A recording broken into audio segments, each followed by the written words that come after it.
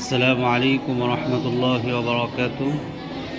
আজ ইটিন্ডা সিদ্দিকিয়া আমিনিয়া মাদ্রাসা এতিমখানাতে বাচ্চাদের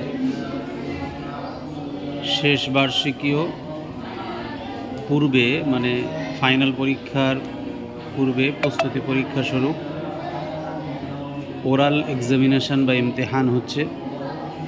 আপনারা এদের জন্য খাসভাবে দোয়া করবেন।